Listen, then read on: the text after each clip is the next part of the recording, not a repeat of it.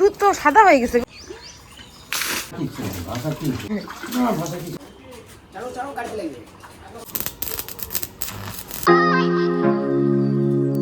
Hello friends, good morning. তোমরা তো সকলেই জানো যে আমাদের চঞ্চলা বাচ্চা দিয়েছে, আর বাচ্চা দেওয়ার পর কিন্তু আজকে ফার্স্ট টাইম ওর দুধ দোয়ানো হচ্ছে। তো আমাদের গোয়ালা কাকু চলে এসছে, আর এটা কিন্তু অন্য গোয়ালা কাকু। আগের গোয়ালা কাকুর শরীরটা একটু খারাপ, সেই জন্য আমরা অন্য একটা গোয়ালা কাকুকে ঠিক করেছি দুবেলায় দোয়ানোর জন্য। ভাষাতে তো দিতে বলছি, বলছে হালকা উষ্ণ গরম জল, বেশি গরম না, হালকা করে দিতে। জল দিলাম কিসের জন্য? জামা দুধটা না, হ্যাঁ হ্যাঁ আটা সিস্টেম। আচ্ছা, পুরো টান করে বান ফাটে যাবে। আচ্ছা আচ্ছা, এই জন্য দিয়ে দিলাম। আর তুমি ভাঙি। আচ্ছা আচ্ছা, এই দেখেন জলটা দিতে হবে। হ্যাঁ এই দেখেন, হ্যাঁ, আসল ব্যথা তো এখানেই। এখানে দিলে না ব্যথাটা কমে যাবে। এই দেখেন, যে বাছুর হয়েছে না, 10 লিটার দুধের দরকার আছে। তো দেখো আমাদের গরুর দুধ দোয়ানো কিন্তু হয়ে গেছে। আর আমাদের গরুর দুধ দোয়ানোর পর যে ফার্স্ট বা প্রথম দিনের দুধটা আমরা কিন্তু নদীতে ফেলে আসি। আমাদের বাড়ির পাশেই আছে নদী, সেখানেই ফেলতে যাচ্ছি আমি আর বর মিলে। আর এই বালতিতে কতটা দুধ আছে সেটা কিন্তু আর বলতে পারছি না, কারণ এক বালতি, আর এখানে যে কতটা আটে, এটা যে কত লিটারের বালতি আমার সেটা জানা নাই। তো যাই হোক, নদীতে যদিও বা এখন জল নেই তেমন, তবুও যেহেতু নিয়ম ফেলতে হবে তাই ফেলতে যাচ্ছি। আর তোমরা দেখে আইডিয়া করতে পারো কতটা দুধ হবে। তা দেখে উপর থেকে কিন্তু দেখে মনে হচ্ছে যে দুধটা যেন একদম সাদাই হয়ে গেছে, কিন্তু সাদা কিন্তু হয়নি। গরু ফার্স্ট দুধ আমরা এখন নদীতে ফেলতে যাচ্ছি। তো চলো, এই যে নদীতে চলে আসছি।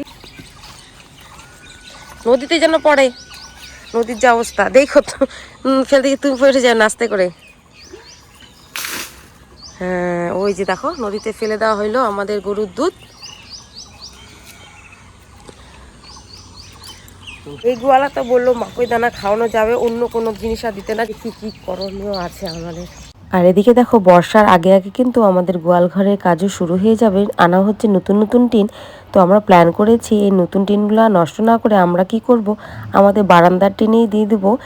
সেই টিনগুলো কিন্তু পুরনো হয়ে গেছে, সেগুলো বদলে তারপর বারান্দার টিনগুলো আমরা ব্যবহার করব। এই যে এই জায়গাটাতে আমাদের টিনের একটা ছাউনি হবে, গাড়ি রাখারও সুবিধা হবে। তারপরে আমরা যখন গোয়াল ঘরটা বানাবো তখন গরুগুলোকে নিচেই রাখবো, সেই জন্য। তো দেখো আমাদের বারান্দার টিনে সেই নতুন টিনগুলো লাগিয়ে দিয়েছি। আর এখানে সবাই কাজ করতে চলে এসছে। এখানে একটা ঘর হবে সুন্দর গাড়ি রাখার। আর যেহেতু যখন আমরা গোয়াল ঘরে হাত দেব, যাতে গরুগুলোর অসুবিধা না হয় আর গরুগুলোকে এখানে নিচে রাখতে পারি, সেই জন্য আবার বিশেষ করে করা। তো আমরা ভাবছিলাম হয়তো শীতের দিনে আমরা খুব একটা রোদ পাবো না, কিন্তু সত্যি বলতে আমরা শীতের দিন এখনও রোদ পাই না, কারণ পাশে আমার ভাসুরের বাড়ি আছে দুতলা।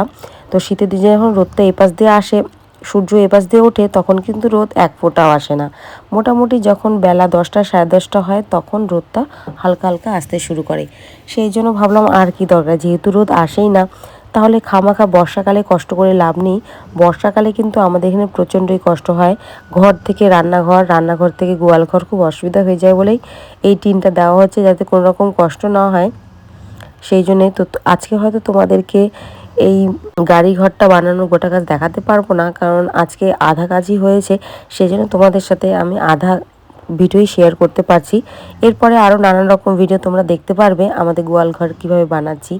আর হ্যাঁ, আমাদের কিন্তু গরুর দুধটা ফেলে দিয়ে আসলাম। হয়তো 3-4 দিন পর থেকে আমাদের গোয়ালা আমাদের গরুর দুধ নিয়ে যাবে, তারপর আবার কিছুদিন পর হয়তো আমরাও নিতে পারবো। তো তোমরা অবশ্যই আমার ভিডিও দেখতে থাকবে আর ভালো ভালো কমেন্ট করবে। আর তোমরা আমাকে জিজ্ঞাসা করবে, তোমাদের যদি কিছু জানার ইচ্ছে থাকে অবশ্যই আমাকে বলবে, আমি সেরকম ধরনের ভিডিও বানানোর চেষ্টা করব। তো চলো বন্ধুরা, টাটা।